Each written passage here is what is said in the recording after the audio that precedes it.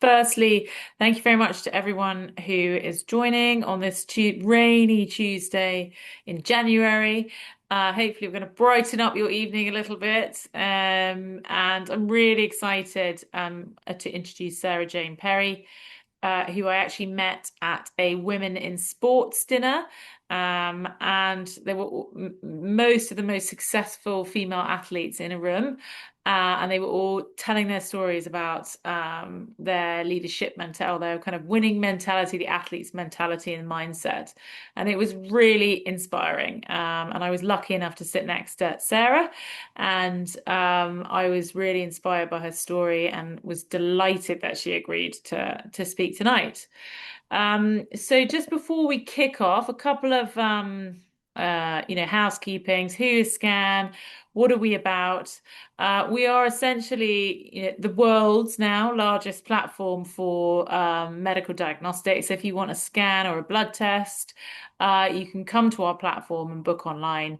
We are clinician-led, clinician-built, clinician-founded. And we work with hundreds of clinicians across the country and also in the US now to support their imaging needs. So if you guys need to book a scan for one of your patients, you can do so through our platform and access our network of scans across the UK. And you don't need to have a training because we have an in-house team of clinicians that will review your request for a scan and will make sure that the most appropriate image is ordered on behalf of your patients. And we also explain the report and share images so that you guys can look at them yourselves and help your patient establish what the best next step is. Great. So without further ado, I want to introduce Sarah Jane Perry, recently OBE. So congratulations. And I think former no world number 5 professional squash player. And I'm just going to hand over. So, do you want to introduce a little bit about yourself and how you got into squash and yeah, to kick off? Yeah, absolutely. Thanks, Lizzie. Firstly, yeah, thanks for having me. Um, it's something a little bit different for me, but I like different, so that's great. Yeah, about a little bit about me. Like you just said there, my highest world ranking was world number 5, but obviously it's a long journey from the start to get there. I was born in Birmingham and grew up on the outskirts of Birmingham in Sutton Coldfield, and that's where I started playing squash. My dad played down at the local club, so when me and my brother were sort of old enough, around 5 years old, he started taking us down to the junior sessions at the local club. So that's how I first started playing. I started playing a lot of other sports as well, tennis, and then when I was at school, anything that was on offer really, netball, rounders, cricket, football, and then in secondary school, a lot of sort of hockey as well. Then we moved to Kenilworth in Warwickshire when I was about 8 years old and joined the tennis and squash club there and kept playing more and more and developed more of a rivalry probably with my brother than anybody else, and that's where it sort of stemmed from really. And then started playing some tournaments around 11 or 12 years old and did all right in the squash ones. The numbers were quite low, and so didn't do so well in the tennis ones where the numbers a lot higher, a lot more players to contend with. So the continued playing both, but the squash sort of went from strength to strength and throughout my sort of teenage years and culminated in representing England at junior level, under 19 level eventually. Then went on to university. I studied engineering and business at the University of Warwick, and at the end of that, had a graduate job on the table, and I decided to not sign that contract and give full-time squash a go, which, as reasons we will be discussing for the rest of the call, was a bit of a gamble. We weren't sure if my body was going to be able to cope with that. So then to have a 14-year professional career, I was very, delighted to get through that far, in just about in one piece, to be honest. So yeah, like you said, world number 5, world team champion with England, 100 Oh, caps for England, and various other titles and things as well along the way. wow, that is super impressive. So it's a really interesting webinar for us at scan.com this evening because normally, historically, we've always had like doctors, like orthopedic surgeons or, advanced care practitioners talking about their surgical procedures or what to look for in a scan image or when to refer for a specialist appointment. And tonight, what we're really interested in hearing about, as well as like your career as an athlete, is your career as a patient. And I think, it's really important for our specialists that are part of scan.com to understand the patient's view and to hear about how to assess and how you've been supported by clinicians and what's worked really well for you. So you should have seen a kind of a poll pop up on the screen. We'll ask you a few questions throughout the evening, but please answer. It'd be really interesting to hear what you've got to say. So please, if you see a poll, get involved and answer. Um, but thank you, SJ, for summarizing your career. It must have been a really difficult decision at that point at university when you've obviously worked hard to get an engineering degree, no mean feat, and you've got this sort of opportunity. I think I read somewhere in an article online where you were reflecting that you've been told that you wouldn't be a successful squash professional. So how did you make that decision? What motivated you? I think when I was coming through the junior ranks and then in my teenage years, I did struggle a bit with some not only some injuries but also a bit of I think a misconception from a lot of other people about what does an athlete look like mainly and what do they need to be like to be able to succeed in a sport like squash. So I think there was doubts in my head from that. I think the people directly around me never had those doubts in me, but I was aware that there was a lot of doubts from other people. Even in the sort of like England junior system, I had to like fight my way to a point where I couldn't not be picked. They had to pick me because if there was ever a choice, it was always like, oh well, we think that person's got more long-term potential or something like that. So um, I think when it came down to it, I really loved squash and enjoyed playing. And then when it came towards the end of my time at university, my I had the same coach as I'd had since I was 10 years old. And he so I was 20, nearly, I was 20, nearly 21 at this point. And I went in really excited about this graduate job I'd got, blah, blah, blah. And was, he was pleased for me. I could tell he was pleased for me, but he kind of just went, well, are you sure you've actually, thought about playing squash? Because I think you could be pretty good. And be a shame not to give that a go if you've got any sort of inkling to see what you could do there. And that one small conversation really changed the whole path for me. And I kind of went, well, if I can get a job now, I can get a job further down the line if I need to. So let's see, what actually does being a professional squash player entail? What does that look like properly? Because I even though I played to quite a high level before, I'd never done that properly and never really been interested in doing that. So what did that look like? Um, did I like it? Could my body cope with it? And see where we got really. And yeah, like we said, going from those questioning that to spending 11 of those 14 years in the top 20 in the world is kind of something that I could you couldn't ever fathom before that. So I think I went into it without any expectations and without any finite goals. Just a right, let's just start and see how we go. It's really interesting that your coach was so pivotal in you making that decision. He obviously saw the talent in you. And what did it entail from a physical perspective on your body? Like, how much were you training a day, a week?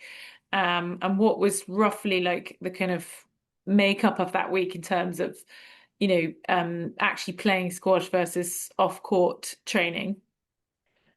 I think there's no exact science to it. It's obviously very personal. I think I mean, if we can, I can very easily tell you what I was doing in at university, which was the sum total of nothing. And so it was a lot more than that was the first step. So um, I think during those early years, I was able to spend a lot of time on court.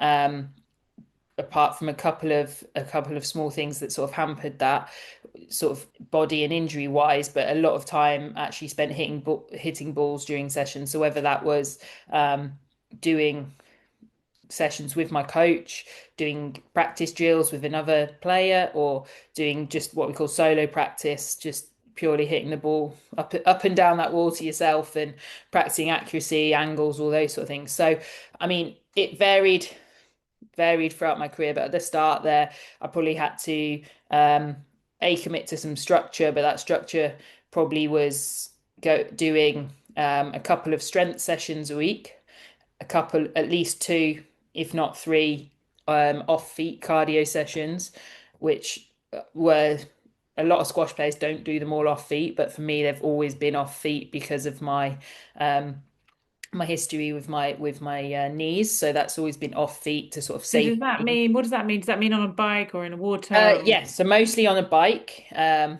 mostly on the bike, but also cross trainer, some bits of other things like rowing and mixed in as well to vary it up a little bit. At times even built in even things like the ski erg a little bit as well, the Versa climber, but not impact on those joints as much. So at least two of those, if not three, and at that point as well there was a need to um, there was a need to reduce my body fat too. It was too high, and it wasn't just too high for peak performance. It was too high for performance and was making my life harder moving around the court. So a lot of those sessions were long and boring. Oh, So I had to gosh. sort of get into those, and thankfully the gym I was going to then the a lot of the bikes look out over the whole the golf is looks it's a golf course as well, and it looks out over the lake hole, so you watched a lot of people just slashing their golf balls into the lake, which was quite fun.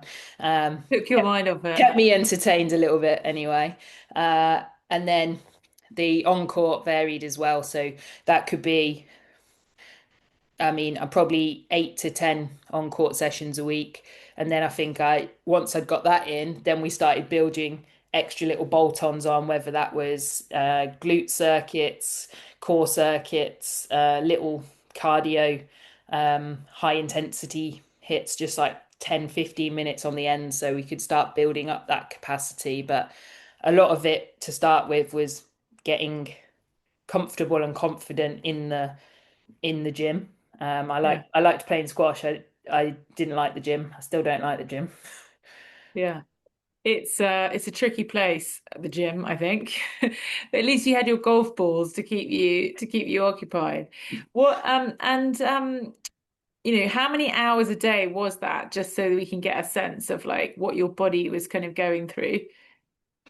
I think like I said, I probably built up that capacity. It probably started at probably two 1 hour squash sessions and a 45-minute gym session a day. And then it Yeah. probably built up to two nearly 2 hour squash sessions and and either an hour for cardio, or up to an hour for cardio, or like in the strength session could be again an hour and 45, something like that. So you could be spending sort of 6 hours 6 hours a hours a day. day. And is that 7 days a week? It's usually six days, and maybe it depended on where I was to do with tournaments and things like that as well.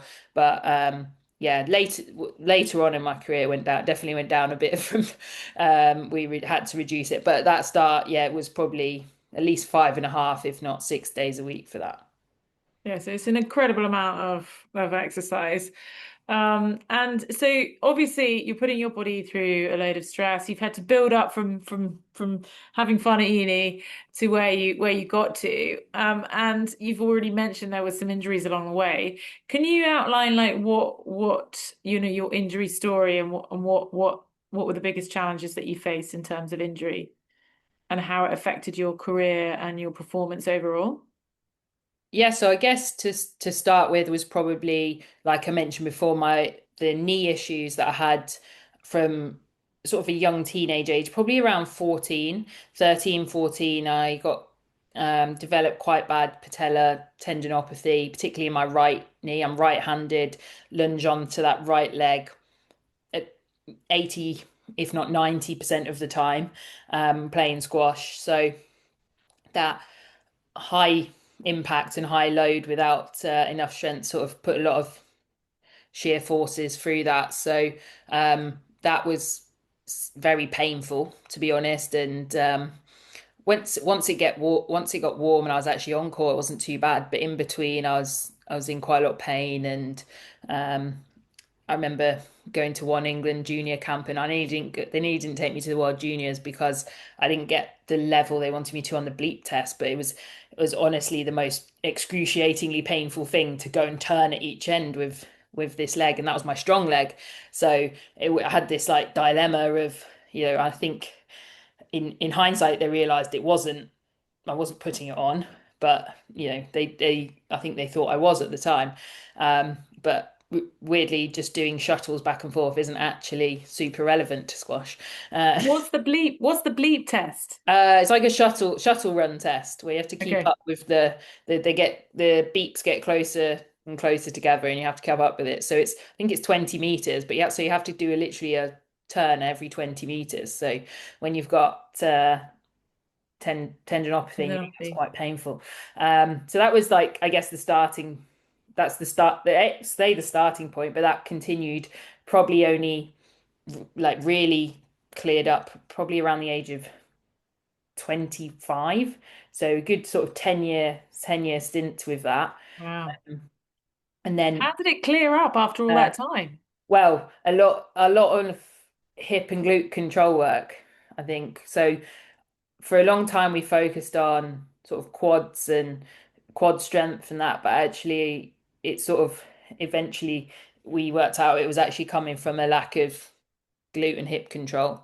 So then that's the knee was just the Recipient of like, yes, the yeah, recipient of lack of strength. the lack of strength elsewhere. So Really interesting.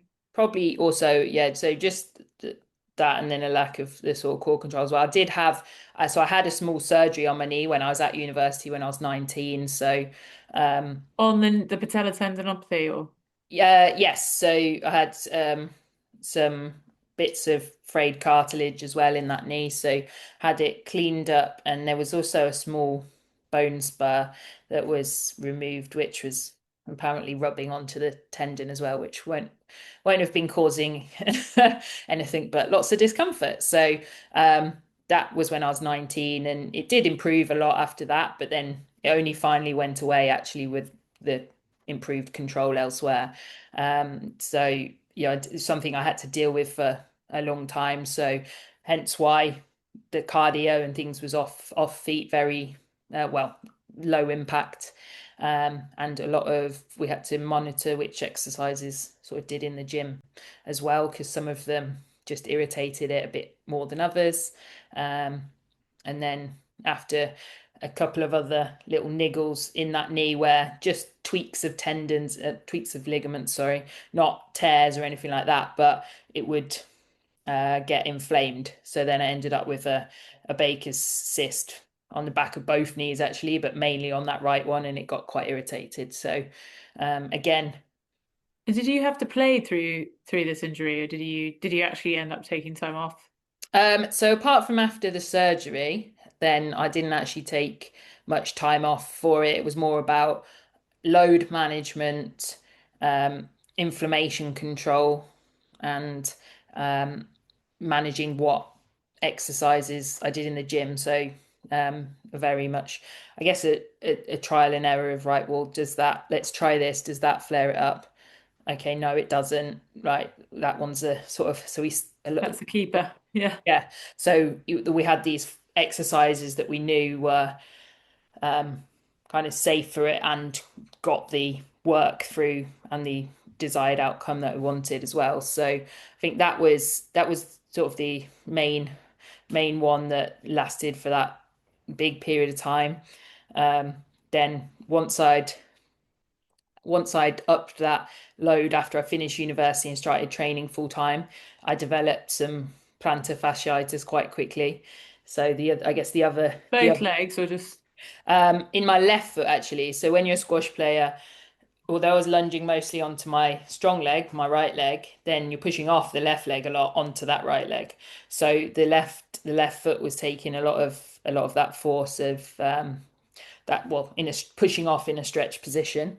yeah, And the other thing that the knee specialist noted from as soon as he saw me really was a sort of turnout in both of my feet, more in the right than the left, but and then so and got quite flat feet, so not a surprise really. Then almost like rotating in on the foot, and it lengthening and not having that stretch. strength and everything. So when you up that load, all of a sudden, then not surprising really, got this plantar fasciitis, which um, I had a steroid injection in, which helped with the pain, but then a couple of months later it went pop. So we had to They're ruptured. yeah, so not fully rupture, but I had to tear, which was interesting feeling to actually experience when you turn around and look for someone that's hit you and there's nobody there. So that was, I mean, I was lucky really that it healed. Well, I say lucky, but we're very diligent with the rehab. Lucky that it healed well because I know it's quite a common injury in squash, but I know a lot of people who didn't heal well and have had significant problems from that. I only now know it was my left foot, not because I experienced symptoms now, because I knew I could swap cars with my mum, so I could drive her automatic.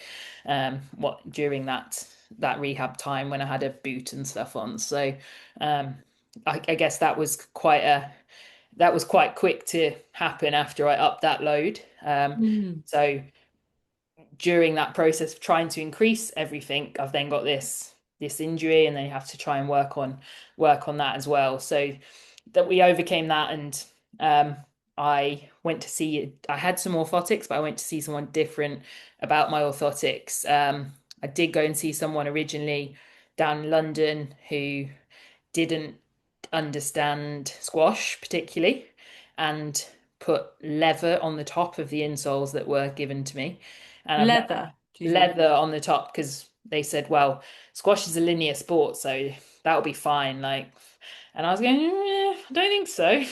And I've never had such big blisters in my life. Blisters. Yeah. Yeah, so that was pretty horrendous. So then, um, That's really hard to heal yeah, if you were yeah, exercising every day. yeah. So that was very painful and very uncomfortable. But I also knew I couldn't. I couldn't play without any either. My feet were too flat. I didn't have the capacity. So no matter what we did there, so I actually got introduced to someone through what was then the English Institute of Sport, but he was also well, he still is a recreational volunteer squash coach as well and player, and had followed the game and had seen a lot of other squash players as well. And his Yeah. approach was very different to the other guy. Um, so he was like, well, I don't know, I'm not going to take a mold of your foot. We come to the club and I'm going to watch you move around the court, and then I'm going to build this up for you, build this insole up for you a bit, temporary one, send you away, go and try it, see how that feels. If that helps, then we'll make those up for you. And I mean, that was 14 years, 15 years ago, whatever it was now. So, and we're still going to see the same guy, the same insoles. He just adjusts them. We discuss, we go, oh, do we need that there? Like, and he's very good. So that has thankfully not been a problem since then. Um, and then I guess the two more major injuries I had was I had we'll call it a badly weighted racket made for me by one company, which did not to go down well with my elbow, and I ended up with No. quite bad osteochondritis in my elbow. Um, How quickly did that develop after you got the racket? Was it quite quick or? Yeah, probably, but I think I wasn't aware of exactly what it was for a while, the problem. So I was aware that my elbow was sore and I was almost having to, I'd call it like rag it to try and get it to move. I remember being at the Commonwealth Games in Gold Coast in Australia, and before the final, like literally just there warming up my elbow by absolutely just trying to rag my arm into full range, which looking back on it now is not very sensible. But unsurprisingly, not long after that was an enforced break was needed after I went to see the elbow after a while when it wasn't settling down. Went to see the elbow specialist, and his words were like, "Well, you realize the treatment for this is 6 months rest." And I was like, "What?" I was like, Right. "What do you mean?" And then he's like, "Yeah, and there's loose cartilage in there, so we might as well go and get that out whilst you have that rest."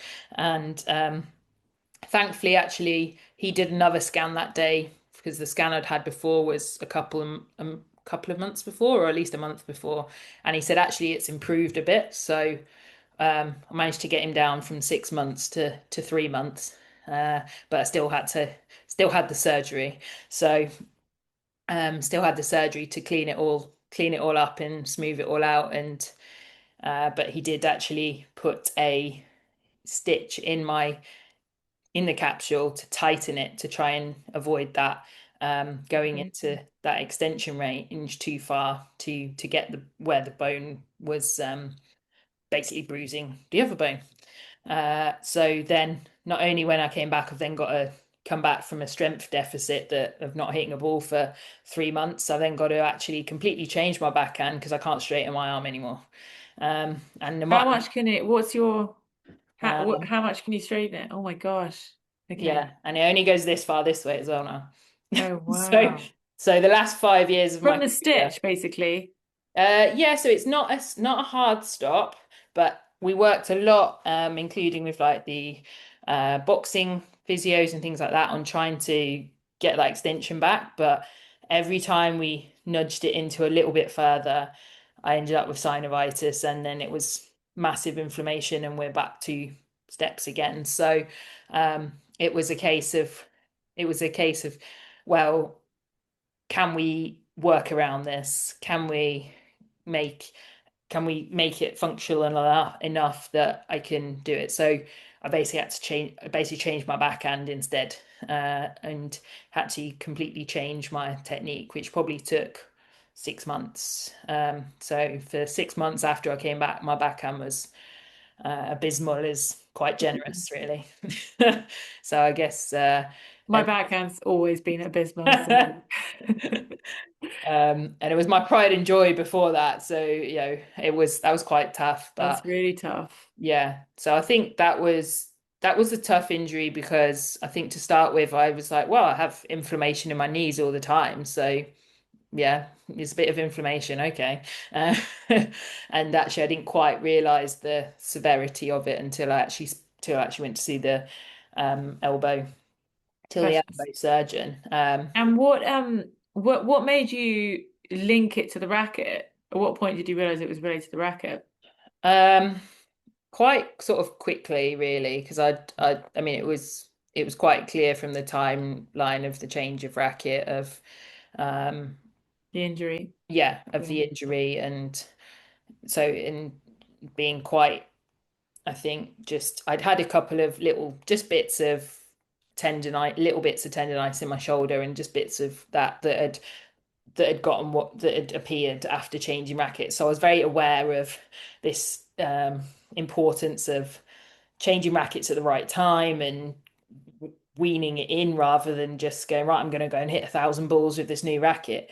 So I was aware of that, but yeah, at that point I'd had to, the racket that had been made for me was what we call too, it was too head light. There wasn't enough weight in the end of the head. So then um, to make it how I wanted it, there Have the had to be a lot power. of, Yeah, it had to have a lot of then weighted tape, lead tape added to it. And it's very, once you do that, it's very hard to, the racket doesn't have the same balance. yeah, So it's putting very different forces through sort of those joints as well. yeah. That's really interesting. And I think it's good for the clinicians on this call who are dealing with like players who have tendonitis, and are racket sports players, because I think those kinds of questions like, have you changed your racket? Have you put any weights on your racket? Are things that might be triggering off these kinds of injuries. And Yeah. in terms of like the string tension, does that also has that ever impacted you or caused injury or things like that? Or was it more this particular one with the sort of design of the way to the racket? I think it definitely can do and definitely does for some people. I think I've only ever gradually changed my string tension. I used to play with an incredibly tight string tension when I was younger. And then I I just nudged it down over the years. So, but it's still not low. It's still pretty much in the middle now, and has been. But I think if I was to change it one way or the other quite significantly now, then I would be slightly worried about how it was going to affect probably more like the tendons in my forearm and elbow more than anything. Yeah, that is really interesting. And so you did adapt and you ended up being able to kind of get back to a high level after you've lost like quite significant movement in your elbow, which is really amazing.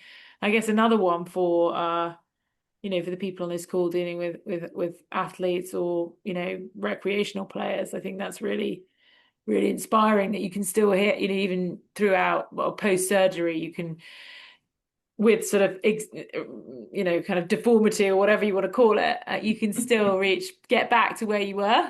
So I think that can provide a lot of hope for people because I know how difficult people find coming back from injury, particularly if they don't have a program like yours and they don't necessarily have the same amount of discipline to follow really strict physio regimes. In terms of like you've described, I mean, if there's any other injuries, I'm sure there are probably more. That was What age are me. we now in terms of we've had knees, Well, we've elbows? skipped we've skipped a couple there, we've skipped the stress fracture in the back. We've Oh my skipped gosh. skipped a couple. We've skipped a couple Is more. that actually playing squash? Yeah, so it wasn't a traumatic injury or anything. Just my back kept stiffening up, and eventually the physio went, well, I don't think it's going to show anything, but let's just do a scan, Yeah, just to make sure because it's a bit weird that it keeps stiffening back up, and it was stiffening back up sort of in my mid back on the left side. That's where it yeah. kept sort of seizing up, and then with some work it would ease off, but then a few hours later it was stiff again. It was very, very strange. Um, and And then what yeah, with the back and the other injuries, was there a point at which, did you only take time off if you were told you need to rest by a clinician? Or did you ever listen to your body? And at what point, what was your tipping point in terms of who could convince you to take time off? It feels like you were quite, from what you've been saying, quite influenced by your team and and the people that you were working yeah. with.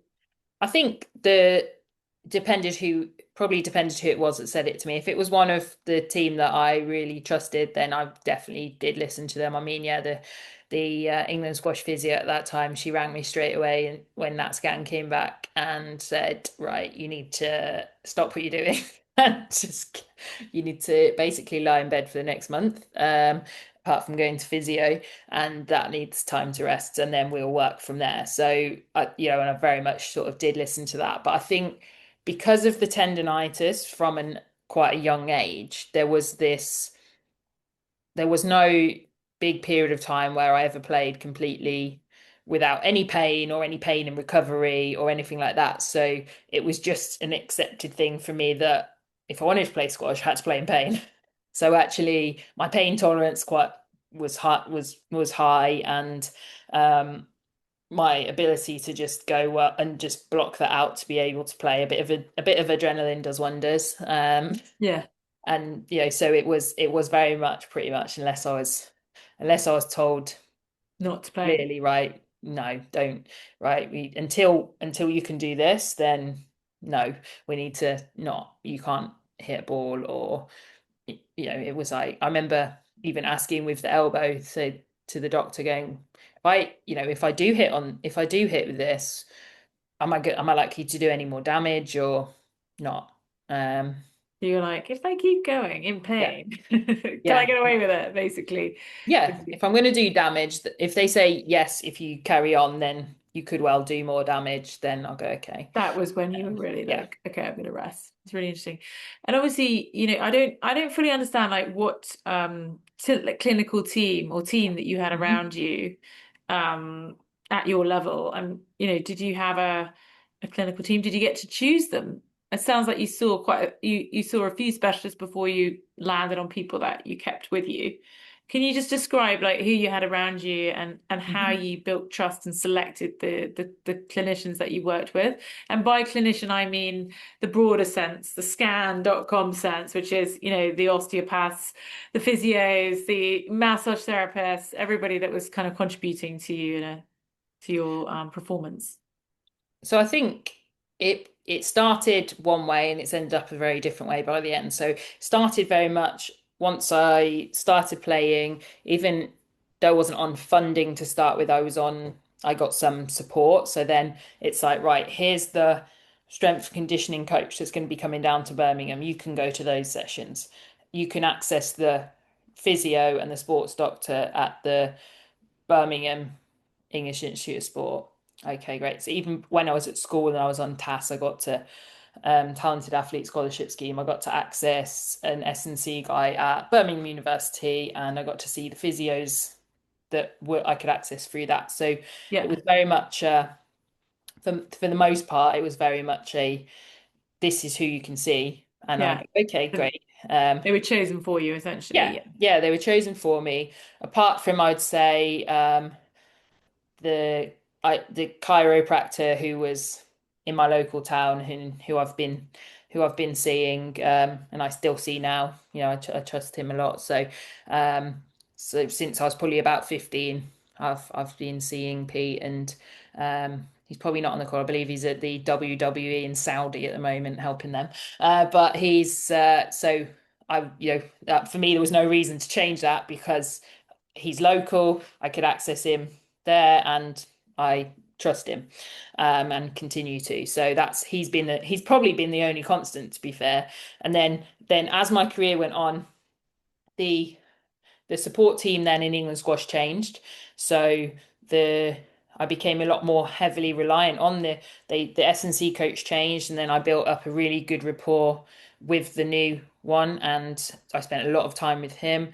And then squash got their own physio at EIS, not just the regional general one. ones. Yeah, And I spent quite a lot of time up in Manchester training at the National Squash Centre and accessing the physio there, who would then also come to our England team events. So built obviously a good relationship with her, and that was important as well. That sort of trust. So for the stress fracture in my back for example, I was heavily reliant on her and the S&C coach to work together, but also because I don't know anything about that. So I put my trust in the rehab program for that. Whereas um, then I guess if you don't know someone that well, putting your trust in someone for a rehab for that bigger injury is quite difficult. And then as the EIS sort of changed, and well, it no longer exists. It's now UKSI, I think. But the hub in Birmingham went, so then Loughborough was my nearest one. But the physio that I used to see in Birmingham and then in Loughborough a bit as well, actually, um, then I started seeing her privately. So mm, she was, well, actually, to start with, I was able to access some appointments at her private clinic, but that were through that system still. Just move some of the time around to make that work, because her home clinic was 2 roads away from the club I train at. So it was actually a lot more convenient for me. And then once the EIS disappeared from Birmingham completely and that I just started seeing her privately, I was able to, um, as I did better, I was able to actually just pay for the clinicians I wanted more than have to take the free ones. Yeah. So, and I still, that was, I mean, that's, so I've been seeing her for a number of years. And then, so I still go and see her now, even though I'm retired. She still has to put up with me. Um, And what attracted you? Like, why did you select? Obviously, you went from like having to work with people that were provided to you. Mhm. How did you select those clinicians, and what do you think made you trust a clinician? What were the kind of, it was quite interesting when you described is it orthotics guy who came and watched you play. I think that's really interesting, versus the one who just sort of gave you a leather shoe. Were Yeah. there things like that helped you select clinicians? How did you build a rapport and know that this person you were gonna work well with? I think for me, I know that there's science and there's all the data and everything like that, but I know that I my biomechanics are not textbook. I mean, one physio who has worked for England squash for a while, and I laugh at this. I don't have any issue with her saying this. Call me a biomechanical nightmare, and like I agree with her. Like so, but I think it's relevant information. I think that I was when I'm when I saw some other physios and things that I didn't necessarily get a rapport with. They're like, no, you need to squat with your feet facing forward. I'm like, well, my feet point that way. Like, so if I do that, my knees point in. What, like that's awkward. It hurts. What do you want me to do? I'm not going to lunge like that on the court. So it was actually go, right, well, can we just get in a little bit? Because that's a bit far. So then it's like, right. So when it was personalized and I was listened to, those are the main, those are Yeah. the main things for me. So it's how And they adapted the kind of yeah, science and the data to the individual. yeah. And as little ego as possible, to be honest, as well. I like someone to be confident in their ability to do their job, but also to have that ability to listen to the information that I deem relevant. Because I mean, I joke with my physio now. I'm like, I've never done any physio training, but I've almost got all the knowledge because I've had so many injuries, and I ask questions, I pay attention and things like that. So I go, well, yeah, if I do that, then I know that, or this is happening, things like that. So um, I think that creates that respect's there, and that creates that respect, but also keeps it. So I think that's huge as well. One That of the other things that really fitness. surprised me when you were talking was that this knee patella tendonitis, that it took you 10 years to realize that it was like actually your core and not your quads, it was your glutes. Now, do you think how do you think that could have been diagnosed faster? Um, or do you think it was just trial and error and it was a coincidence that you found out later than you I maybe think it was probably realized earlier than that, then it finally got rid of it, but it was so developed by the time it was realized that my glutes started to get strong enough that it still took a long time to overcome. I think recover? Yeah. one of the other issues I've been talking about this recently. I'm now involved in the England junior coaching setup myself, and there's the thing of like, well, if you'd have been doing this strength work since you were 12 years old, then it wouldn't have happened. But then I went, well, but if you told me to do the strength work when I was 12 years old, I'd probably stop playing squash because I wanted to play squash. I didn't want to do the other It's bits. straight So work. Yeah. it's that trade-off of the kids that want to do it, then great, like get them doing their functional movements, things like that. But if you're like forcing them to do it, then it's difficult. And So they lose the love. that is, I don't think there's much I would have done differently in that sense. Really, it's just unfortunate that it was so thickened and Just developed took ages, basically. that it took a long time to sort out.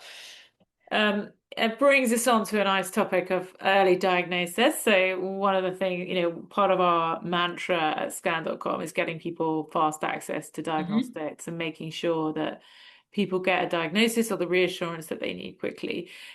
In your career, were there particular imaging or particular clinical tests that you did that enabled you to get kind of certainty about what your diagnosis was, and how important was sort of getting in there early to your recovery and your treatment plans? I think there's several ones that stick out, like the my so it was a double pars stress fracture in L5 that I had, and it was stable, but that was the one of the ones that wasn't expected to see on that scan, but it was like, well, we should probably have a look at this by then. So that was I mean, that could have gotten a lot worse without the rest in the rehab and everything. So that one really sticks out for that early treatment. But there's some actually where it did go the other way, where we went, oh, well, let's have a look, but actually it showed there wasn't anything. So I mentioned briefly before about having uh, shoulder some shoulder issues, minor ones at times, and had some rotator cuff issues, and it was like, well, let's do a scan of your shoulder. So I think I had a dye injected CT, I want to say. Um, Yeah.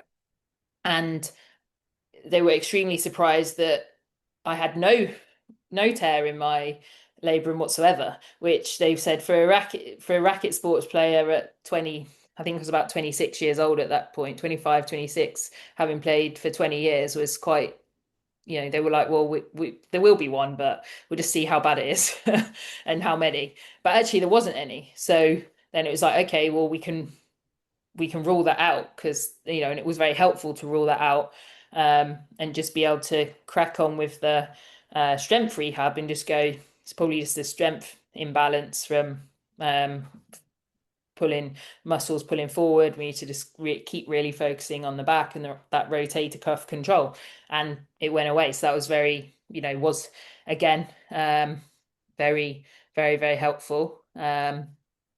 Probably this then probably a slight uh, different one was I had an issue with my hand where I couldn't hit a forehand. Like, if every time I hit a forehand here, this was only a couple of years ago, and every time I hit a forehand here, I had this horrible sort of pain across my knuckles, and I had it. It was Christmas time, and I had an ultrasound scan, and the guy who was like, yeah, yeah, inflammation, tendon inflammation, never sent me the report.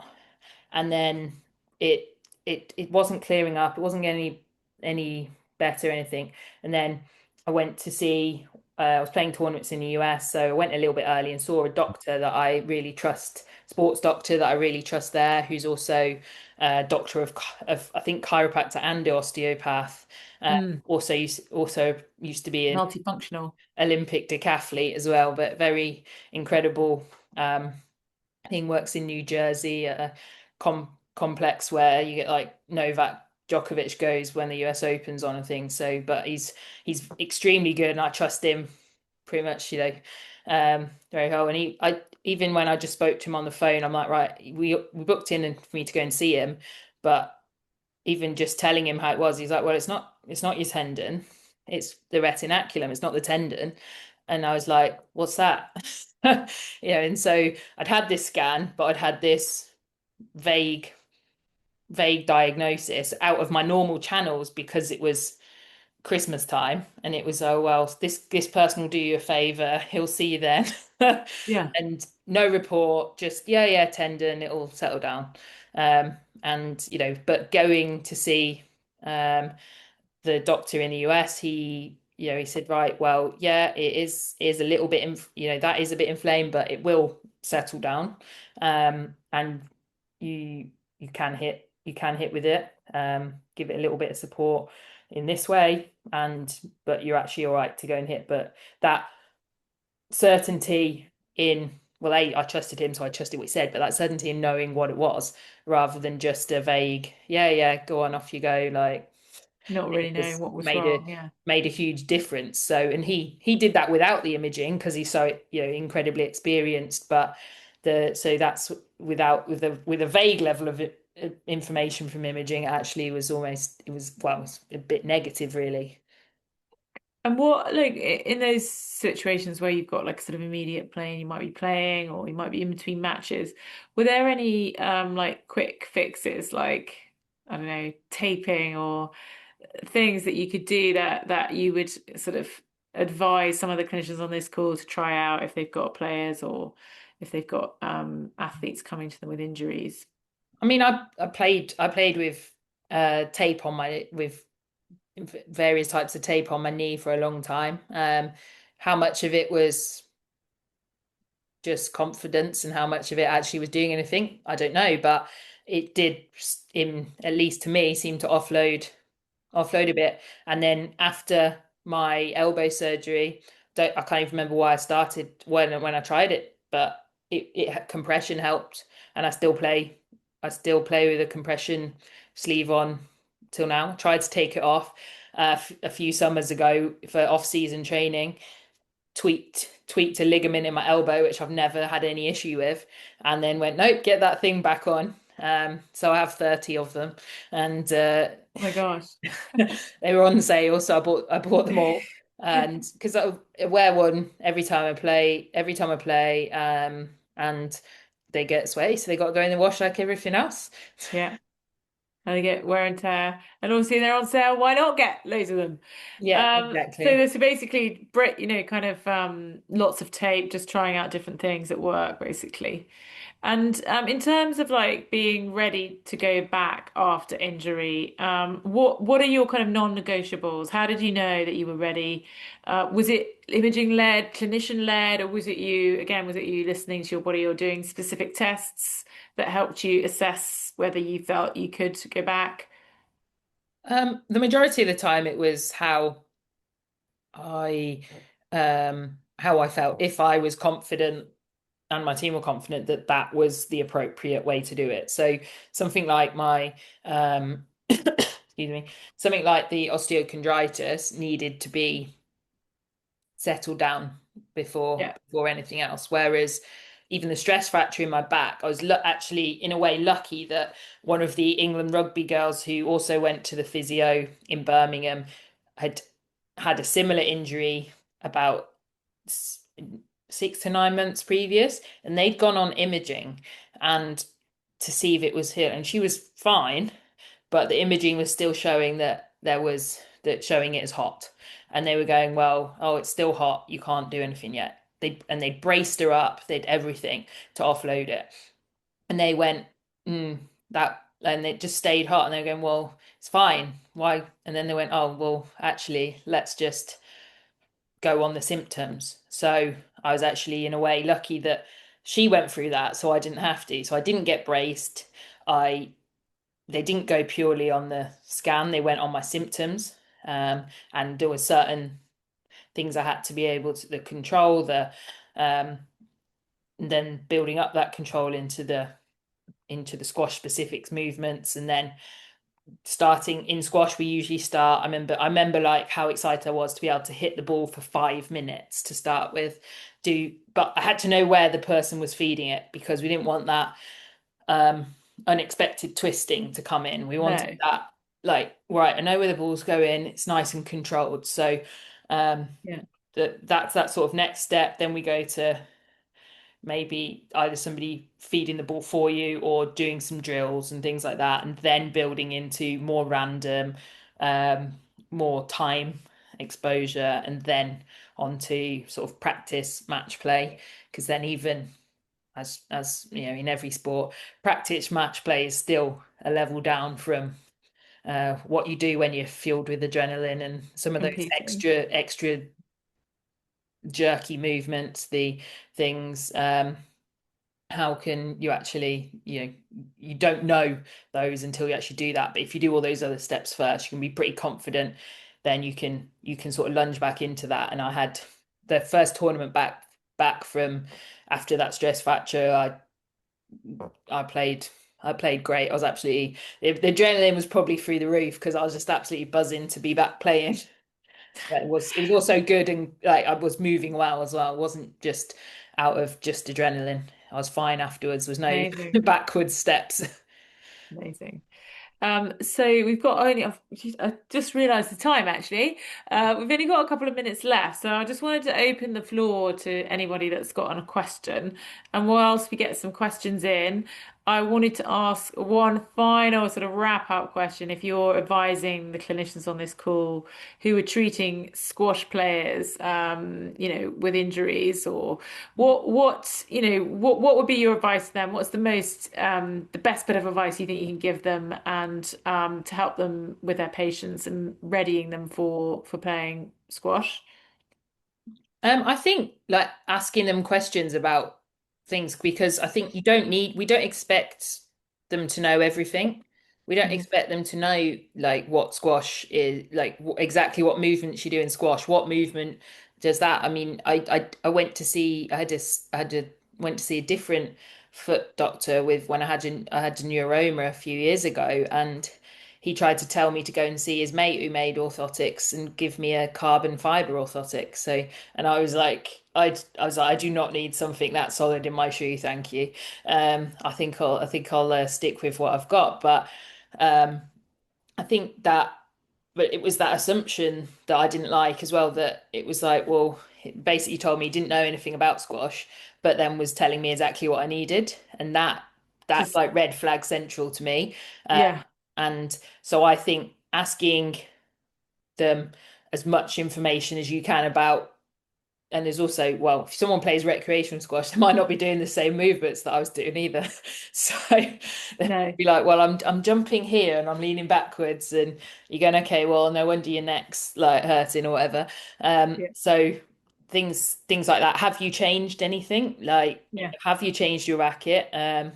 I mean, I play quite a lot of paddle now. I'm about to go play in a bit actually, and I see nice. so many people with elbow ligaments and things. And everyone goes, well, how's your elbow fine? I'm like, because I use a light racket that's quite soft and forgiving, whereas I see everyone else using metal Not aware, basically. Yeah. really heavy metal reinforced rackets.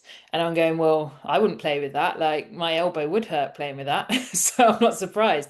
That But is probably very common in the group that we've got on this call. It's that kind of yeah, yeah. it's like So recreational keen play. Doesn't really understand the biomechanics of like the racket.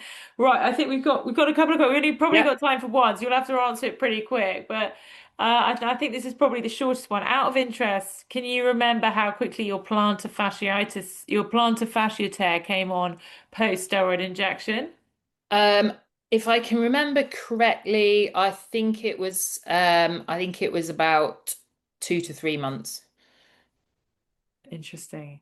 Yeah. So, do you think that was related, or Oh, you know? 100%. I would never have a steroid injection in a ligament, a tendon, or a ligament ever again. That's quite That good is a counsel blanket. to anyone on this call, advising people about steroids and steroid Yeah. injections. Short-term fix, but with Yeah. potential longer term and more catastrophic Yeah. I've consequences. had plenty in inflamed joints, but I wouldn't have them in a tendon again.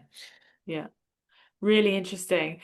Sarah Jane, thank you so much. We haven't got time for any more questions, but thank you so much for giving us your story. It was really, oh, there's loads of questions coming in now. But anyway, thank you for giving us an hour of your time and You're talking about welcome. your injuries. Thank I think you. there was lots of takeaways for people on this call about how to deal with patients, how to listen and understand, how to, take data and adapt it to the individual. And also be flexible with their, if something doesn't work, trial and error, trying different movements, trying different rehab approaches. Really, really fantastic. So thank you so much for giving up your time. We're hugely appreciative and enjoy. I hope you win your paddle. I hope so too. Thanks. She'll probably be all right. The other one, if Fleur appears though, she will probably start meowing or something, and I might have to. Great, right. Okay, I think I'm going to kick off slowly but surely. We have a couple of housekeeping slides as people join. But firstly, thank you very much to everyone who is joining on this rainy Tuesday in January. Hopefully, we're going to brighten up your evening a little bit. And I'm really excited to introduce Sarah Jane Perry. who I actually met at a women in sports dinner. And they were most of the most successful female athletes in a room. And they were all telling their stories about their leadership mentality, their kind of winning mentality, the athlete's mentality and mindset. And it was really inspiring. And I was lucky enough to sit next to Sarah. And I was really inspired by her story and was delighted that she agreed to speak tonight. So just before we kick off, a couple of housekeepings. Who is Scan? What are we about? We are essentially, the world's now largest platform for medical diagnostics. So if you want a scan or a blood test, you can come to our platform and book online. We are clinician-led, clinician-built, clinician-founded. And we work with hundreds of clinicians across the country and also in the US now to support their imaging needs. So if you guys need to book a scan for one of your patients, you can do so through our platform and access our network of scans across the UK. And you don't need to have a training because we have an in-house team of clinicians that will review your request for a scan and will make sure that the most appropriate image is ordered on behalf of your patients. We also explain the report and share images so that you guys can look at them yourselves and help your patient establish what the best next step is. So just in terms of housekeeping, if you want to ask a question, drop it in the chat. I will try to bring you in. So please butt in and ask SJ questions as we go through the agenda.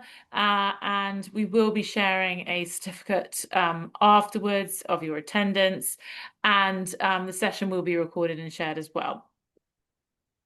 Great. So without further ado, I want to introduce Sarah Jane Perry, recently OBE. So congratulations. And I think former world number 5 professional squash player. And I'm just going to hand over. So do you want to introduce a little bit about yourself and how you got into squash and yeah, to kick off? Yeah, absolutely. Thanks, Lizzie. Firstly, yeah, thanks for having me. Um, it's something a little bit different for me, but I like different, so that's great. So yeah, about a little bit about me. So, like you just said there, my highest world ranking was world number 5, but obviously it's a long journey from the start to get there. I was born in Birmingham and grew up on the outskirts of Birmingham in Sutton Coldfield, and that's where I started playing squash. My dad played down at the local club, so when me and my brother were sort of old enough, around 5 years old, he started taking us down to the junior sessions at the local club. So that's how I first started playing. I started playing a lot of other sports as well, tennis, and then when I was at school, anything that was on offer really, netball, rounders, cricket, football, and then in secondary school, a lot of sort of hockey as well. Then we moved to Kenilworth in Warwickshire when I was about 8 years old and joined the tennis and squash club there and kept playing more and more and developed more of a rivalry probably with my brother than anybody else, and that's where it sort of stemmed from really. And then started playing some tournaments around 11 or 12 years old and did all right in the squash ones. The numbers were quite low and so didn't do so well in the tennis ones where the numbers a lot higher, a lot more players to contend with. So the continued playing both, but the squash sort of went from strength to strength and throughout my sort of teenage years and culminated in representing England at junior level, under 19 level eventually. Then went on to university. I studied engineering and business at the University of Warwick, and at the end of that, had a graduate job on the table, and I decided to not sign that contract and give full-time squash a go, which, as reasons we will be discussing for the rest of the call, was a bit of a gamble. We weren't sure if my body was going to be able to cope with that. So then to have a 14-year professional career, I was very, delighted to get through that far, in just about in one piece, to be honest. So yeah, like you said, world number 5, world team champion with England, 100 Oh, caps for England and various other titles and things as well along the way. wow, that is super impressive. So it's a really interesting webinar for us at scan.com this evening because normally, historically, we've always had like doctors, like orthopedic surgeons or, advanced care practitioners talking about their surgical procedures or what to look for in a scan image or when to refer for a specialist appointment. And tonight, what we're really interested in hearing about, as well as like your career as an athlete, is your career as a patient. And I think, it's really important for our specialists that are part of scan.com to understand the patient's view and to hear about how to assess and how you've been supported by clinicians and what's worked really well for you. So you should have seen a kind of a poll pop up on the screen. We'll ask you a few questions throughout the evening, but please answer. It'd be really interesting to hear what you've got to say. So please, if you see a poll, get involved and answer. But thank you, SJ, for summarizing your career. It must have been a really difficult decision at that point at university when you've obviously worked hard to get an engineering degree, no mean feat, and you've got this sort of opportunity. I think I read somewhere in an article online where you were reflecting that you've been told that you wouldn't be a successful squash professional. So how did you make that decision? What motivated you? I think when I was coming through the junior ranks and then in my teenage years, I did struggle